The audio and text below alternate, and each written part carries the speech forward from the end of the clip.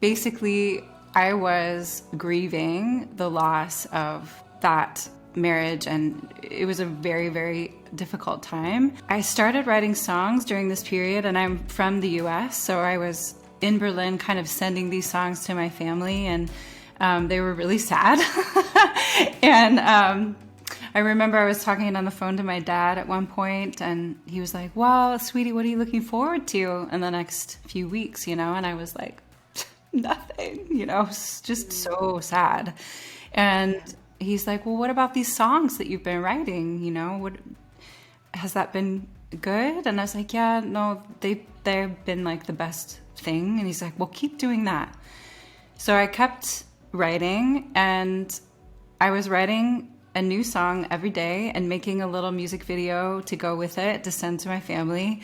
And then a month went by, and 2 months went by, and 3 months. I was writing songs every single day, and I started to heal. Hi, my name is Pernilla, and this is my Challenge Your Norm podcast. I'm absolutely obsessed with anything related to personal development. And well, to grow, we got to challenge our norm. And so on this podcast, we chat about life and how we can challenge our normal way of living it to make it greater than we could have ever imagined. Just one little belief, habit, bold move, and perspective at a time. Hello, everybody. I'm so excited to have you back here on Challenge Your Norm podcast because today we're here with Jenny, who is a singer and a songwriter and a vocal coach. And we did a podcast on your podcast a few weeks ago, and you just have such a calming, beautiful energy to you. So I'm so excited that we all get to experience that today. Aw, I thank am you. I saw one of your recent posts, and I feel like it's a great place for us to start because I know that creativity is foreign to a lot of us. And in the thing that you posted, there was a quote that said, "The opposite of depression is expression." And I could really resonate with that, but I would love to hear your thoughts on the importance of this creative expression of yourself and why that's important for people to practice. Yeah, absolutely. First of all, thank you so much for having me on your show. It's such an honor, and I'm so happy to be here. And yeah, Thank that you for quote is just so beautiful. Dr. Edith Eger is the one who said that, and it's so so true, and so powerful. I feel, and has really been true in my own life. Creativity and expressing myself through songwriting has literally saved my life. Um, and I feel like creativity is active compassion, compassion in action. So there's really no better way to actually be really present with ourselves and connect with our own hearts, so that we actually have the capacity to connect with other people. Yeah, well, I completely agree with that. I feel like through my creativity, that's what it's healing and it's fun and it brings you back to that child state, right? Where you were just playful and carefree. But I know a lot of people out there, we grow up and then we're almost taught that certain things are childish and we can't do that anymore. Do you have like certain different practices that people can start doing on a daily basis or just like every now and then to start to reconnect to that part of themselves again? Yes, absolutely. I mean, there are so many different ways. And I know that you are a big fan of journaling. And so I'm Yes. sure that the people that are listening to you and following you all, really appreciate that aspect of creativity. That's a great way to just tap into our creativity. And I actually have some free journal prompts for people today if they're interested in that. I can Amazing. give you the link at Artists Rising We'll put Co. that in the show notes. Yeah, that would Yes. be great. Yeah. And I think really it can be anywhere from dancing to singing to, and sometimes it's helpful, I think, if, for example, you studied classically if you were younger or, or older, if you've studied something for a long time, like the way that I studied music, sometimes it's helpful for me to do something that I don't actually have history with correction or critique in, where I don't actually have this sort of reference of right or wrong, but where I can just really play.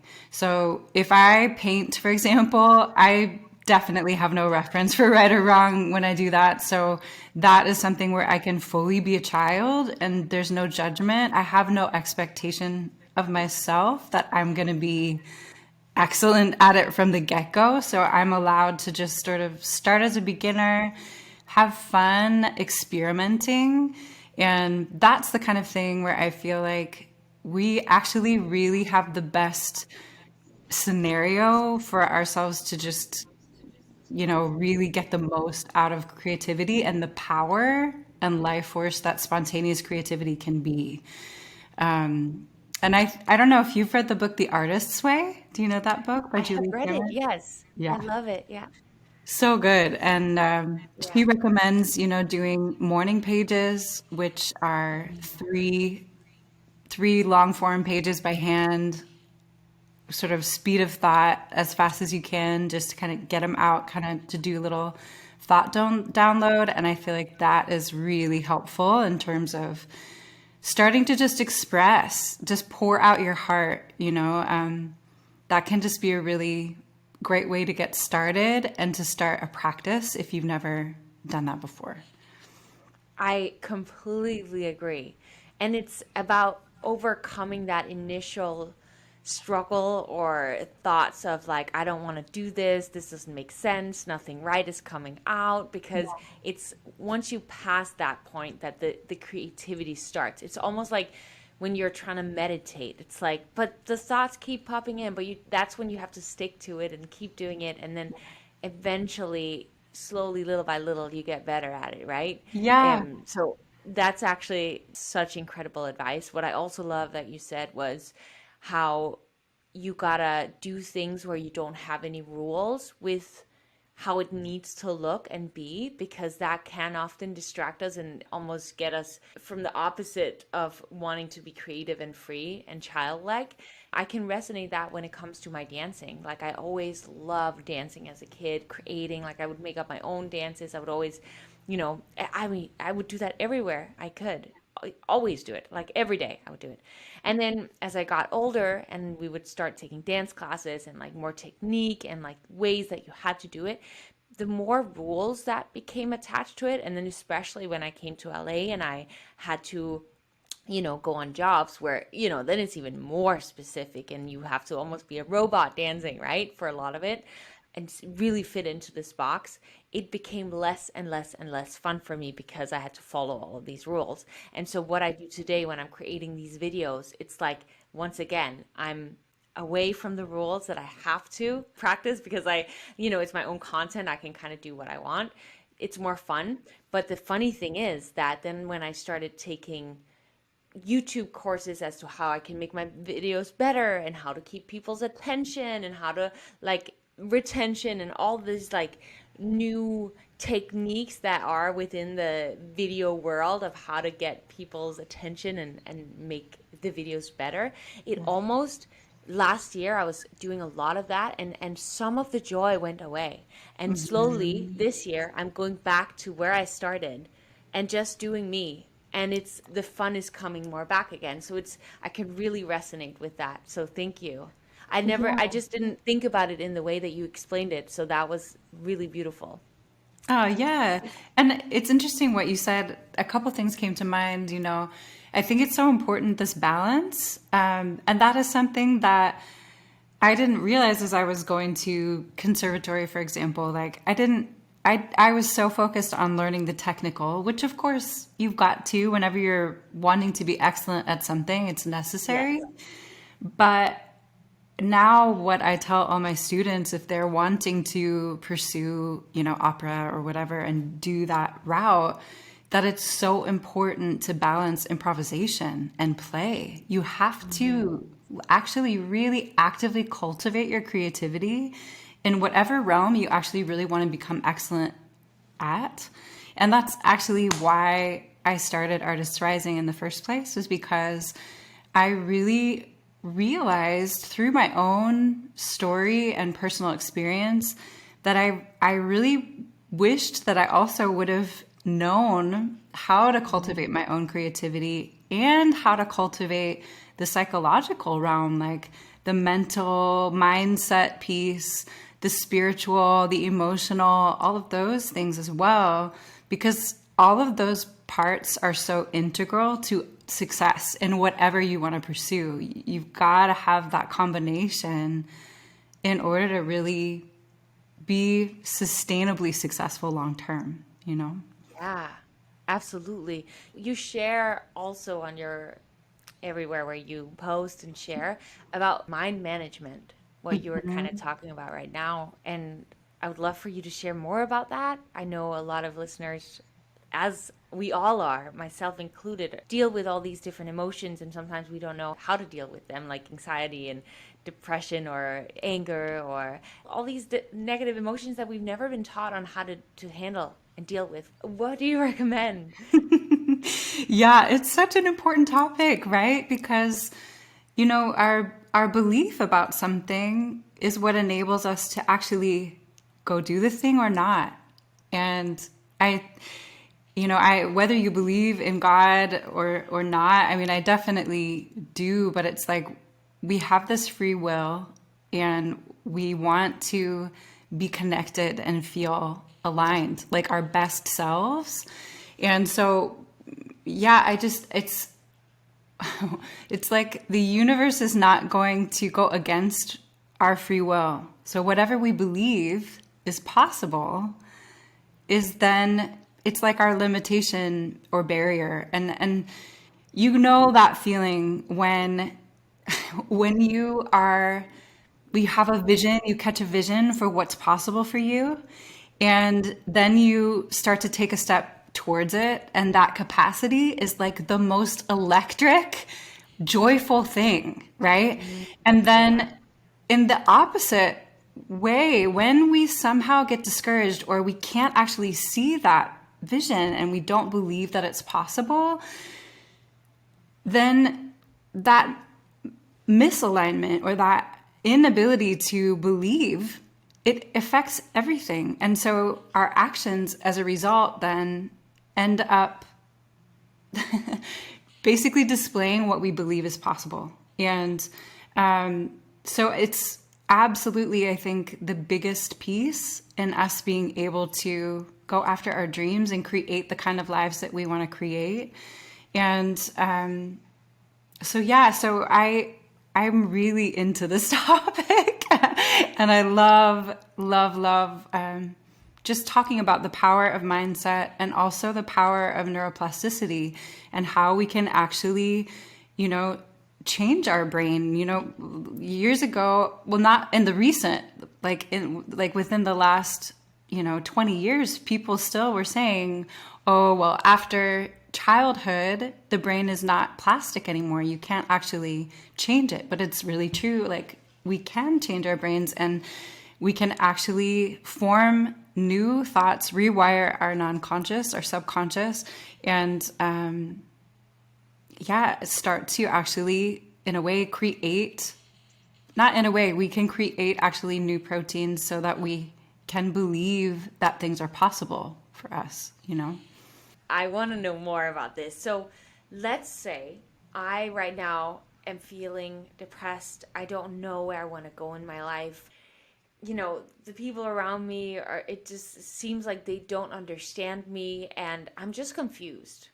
What could be some of my first steps towards changing my brain and living in more alignment, figuring out what I even want and how I Yeah. do align that my actions with Yeah. that. That's such a great question. I think it all starts with awareness, right? Then when we can become aware of what we're actually thinking, that actually weakens the dendrites or like the thought trees that are in your brain so that you can start to actually shift them in a new direction. So to just start to do those morning pages, to start to do journaling exercises, to start to become more aware of your physical sensations and the way that you're actually feeling emotionally at any given point during the day so that you can kind of check in with yourself and ask yourself, okay, how do I feel right now? what's the thought behind my emotion? Starting to just get familiar with what you're thinking and feeling on a regular basis. Yeah, that would be, I would say, the first step if you're, starting to, if you're feeling depressed at the moment and you're wanting to step out of that, that awareness is definitely key. Yes. So making a promise to yourself that every day for the next 30 days or however long, you're going to sit down with your morning pages, with your journaling prompts that we're going to link in the description or in the show notes. Yeah. And really making sure that you practice that, because that will little by little bring you that awareness. That's really great advice. Thank you. Yeah, and I think too, I think it's really encouraging to know that you really can create a new belief to the point where it is influencing your decisions. Like it's automatic in your non-conscious mind in just 63 days. That is like super exciting to know that, Yes. that it only takes 63 days. And you want to be aware of the process of directed neuroplasticity. So like we can talk about that too if you want, but Absolutely. yeah, but I just think it's really encouraging, because when we are feeling depressed and when we are, in that place where we need something to change, I think it's very difficult to actually get out of that place. It's actually not hard, but it can feel really difficult, because we tend to kind of ruminate on the same thoughts and have that be like the same kind of thought loops, right? So, yeah, that's where creativity can also be a really great starting point as well. Yeah. With creativity, maybe that's also a part of that is like doing these things that you've never done before. And something happens naturally as well when you just get outside of what you normally do day to day, because we get into these habits and then that's just our life. And so if we make the decision, okay, from now on, once a week, I'm going to go painting, go dancing, take singing lessons, or just whatever, sing in church, whatever it like feels like the right next step. Just getting outside and doing something that's different, I can feel in my own life whenever I do that. I often will not feel like doing it. Like I'll have the urge, like, oh, it would be so fun to do this little thing. But when it gets to actually doing it, that's when I have to really kick myself in the butt to go and do it, because it's like our brain is lazy, right? So we really do have to be on it and actually get it done. Because if we do, then just getting outside of, even if it's like, oh, we met someone and that person inspired us, then that could evoke some new emotion, some new awareness, right? Yeah, and actually, now that we're talking about this, like maybe an interesting segue, just if there is anybody listening who is feeling depressed, like my story is that, I actually was married before my husband now. My first husband had a very serious mental illness. And basically, I was grieving the loss of that marriage, and it was a very, very difficult time. And in that period was when I started writing songs. And I had been an opera singer. I studied in New York, and I was on this track to do opera. But then with his illness and everything, like things sort of shifted. And so I ended up moving to Berlin, and I was doing a lot of really great, like doors opened, and I was doing some really great opera performing things in Berlin, but I was so sad. I was so depressed. And I started writing songs during this period, and I'm from the US, so I was in Berlin kind of sending these songs to my family, and they were really sad.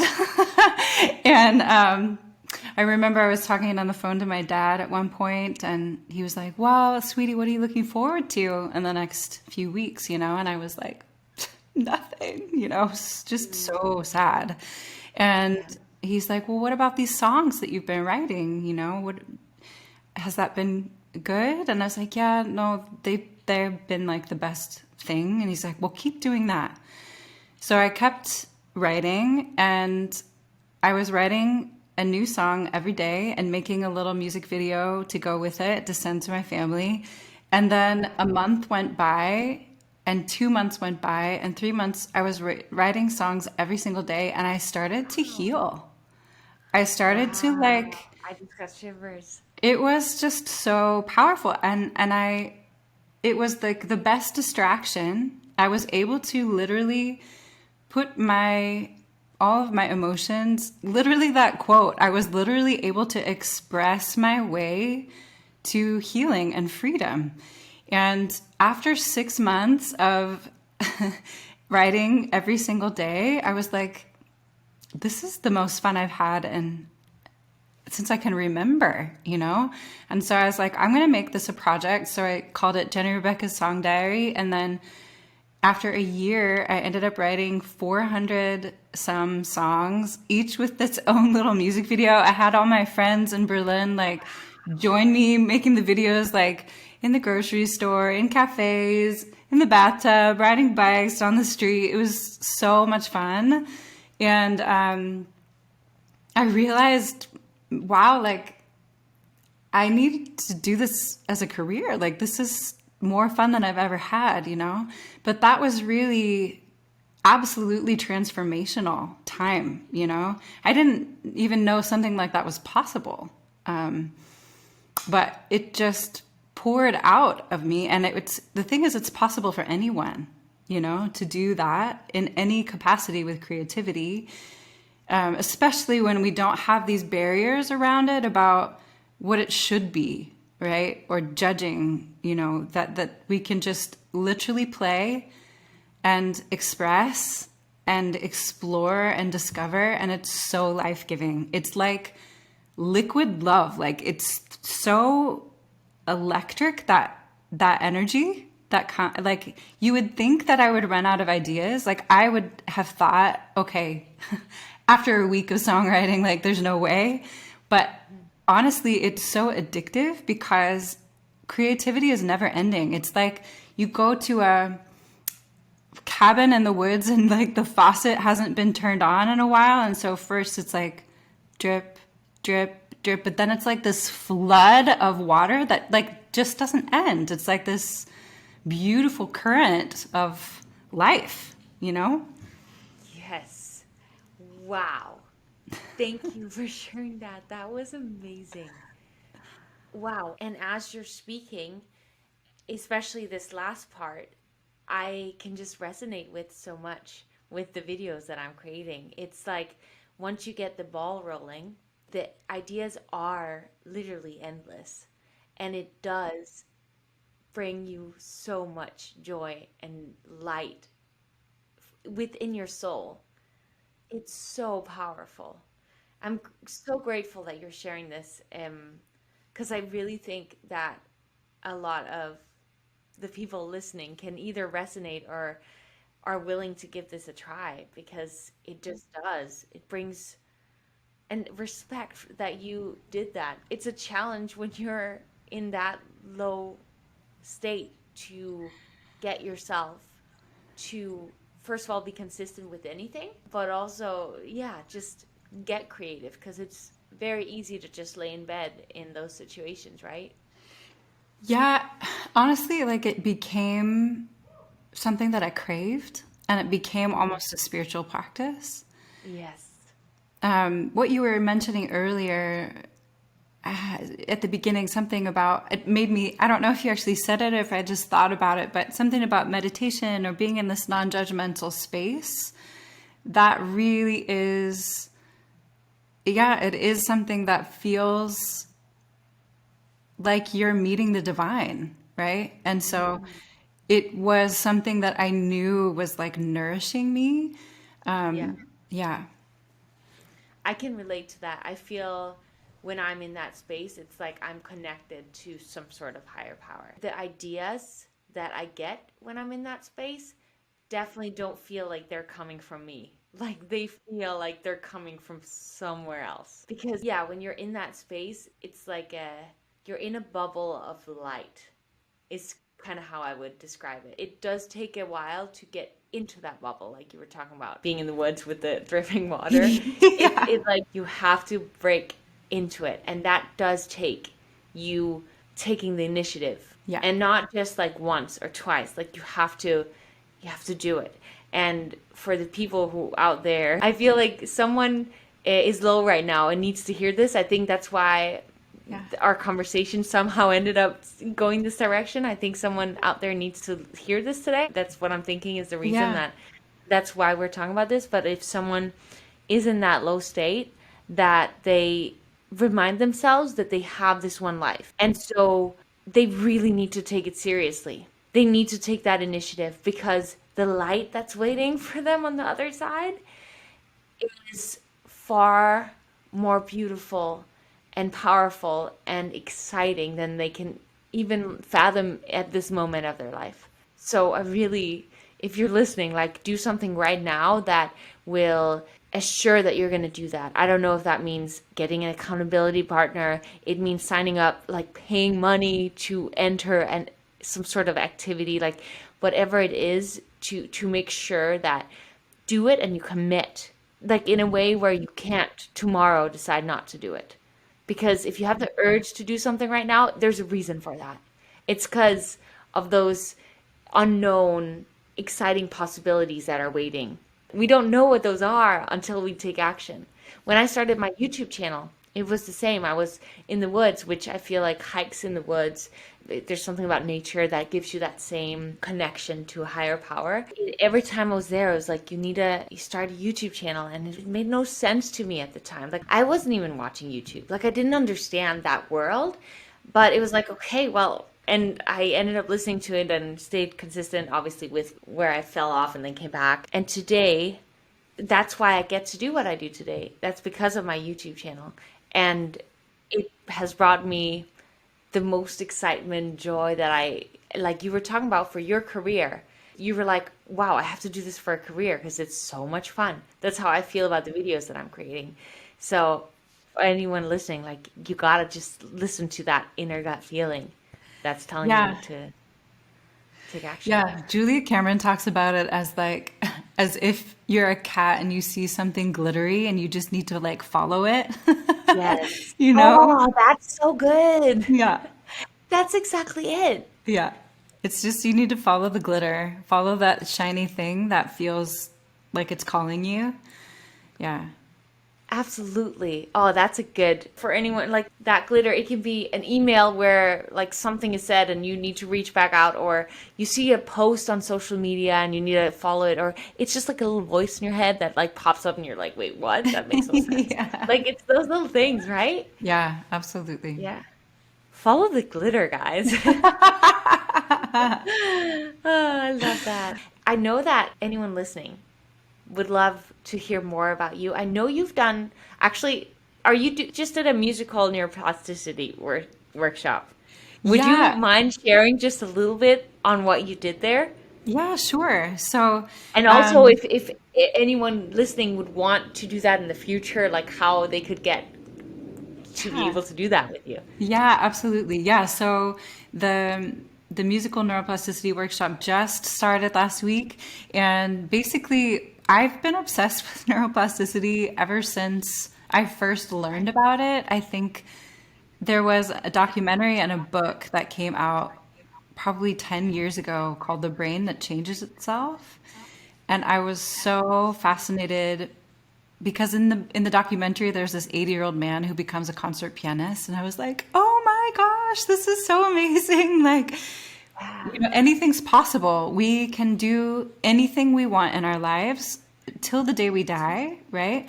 But nobody was really explaining how, like how neuroplasticity actually worked. I'm like, okay, this is great. Our brain can change, but how do we actually really know that it's happening? And so I just kind of have been reading Dr. Joe Dispenza, Dr. Lisa Wimberger from the Neurosculpting Institute, Dr. Caroline Leaf, Dr. Barbara Friedrichsen, and I would say they are like the top people that I've kind of gleaned from in their research. And they have already proven essentially that you can create a new belief to the point where it's automatic in 63 days. And automatic meaning it's like influencing your decisions, influencing your behavior, all of that. Like it's really in your non-conscious mind, right? Which is the non-conscious is guiding like 99% of who we are. And so anyways, I took what they have already proven and I put these little musical exercises, easy things that anyone could do with the steps because music accelerates and enhances neuroplasticity. So yeah, that's basically the course. We meet as a group and we kind of really go deep into asking people the belief that they want to create. And if people are wanting to know more about how to do that, sometimes you can actually identify the thought that you want to learn to create by actually first identifying the thoughts that are maybe causing you the most suffering right now. So if you ask yourself that, what thoughts actually are kind of causing me pain right now? What are the thoughts that are that just don't feel good? Then you can start to kind of see, okay, maybe the opposite of that thought is a thought that I would like to really start to build or, create a new belief for myself around.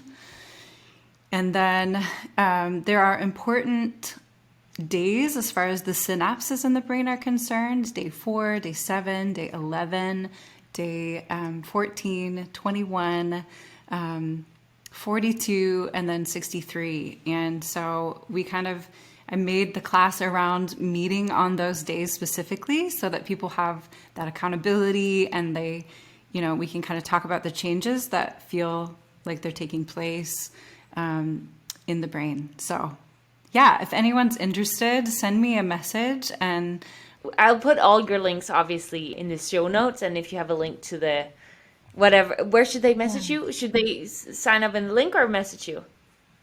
Yeah, you can message me either at Instagram at I am Jenny Rebecca or at Artists Rising Co. And yeah. Amazing. That sounds, oh my goodness, so freaking incredible. I want to do that. That's so exciting. That's so cool. Oh, I just am so in love with things like that. So thank you for helping so many people and sharing all of this with us. Also, I feel like just a simple thing of you sharing that it takes 63 days to actually change a thought pattern in your brain, in your subconscious brain, right? Like just hearing that, I think provokes certain things in our minds that then maybe lead us to act a little bit differently, which is cool. That's how Yeah. all changes start, right? It's like Yeah. just like little nuggets of things like that can really end up being massive, help us make massive changes in our life. So Yeah. that's Isn't it amazing. But encouraging? oh, it really is. It really is. But I love how you matched what their like all of their research and put it together with music. I think that's so incredible. Oh, Using your skills on top of that, like powerful. oh, thanks. Amazing. Thank you. So everybody check that out in the show notes. And Jenny, thank you so much for being here today. Do you have any final things that you'd like to share? I do have one final question for you though, but Oh, is there sure. anything else that you'd like to share? Yeah, if anyone's, first of all, has any questions about what we talked about, feel free to reach out. And if anyone's curious about actually stepping out into their own creativity, I'm going to be doing a songwriting challenge in March. So can stay tuned for that. Very And cool. yeah, Very, yeah. very cool. Yeah, make sure to check that out. And then the final question that I would love to ask you is that this podcast is called Challenge Your Norm because I believe that great things in my life have come from challenging my norm. if you had to give advice to anyone out there, one thing that they could do to challenge their norm in order to live a better life, what would that be? Wow, that's such a good question. Um, Man, it could be so many things, but I think, I mean, we've already talked about creativity. If you're not doing something creative right now, I would say that's the main thing. And I would also say singing is so good for your health, for just increasing oxytocin and dopamine. And so, if singing is something that you're not doing on a regular basis, then definitely I would sing more in your day. I love that. I started singing recently a lot more in the Yeah. car and just like at home. Uh-huh. Oh, it makes you feel so good. Yeah, It really it really does. does. Yeah. Thank you. Thank you so Yeah. much, Jenny. I Yeah, appreciate you thank you being so here. much for This was a having me. blast chatting with you. I hope we Aw, get to do it again. thank you so much. Thank you.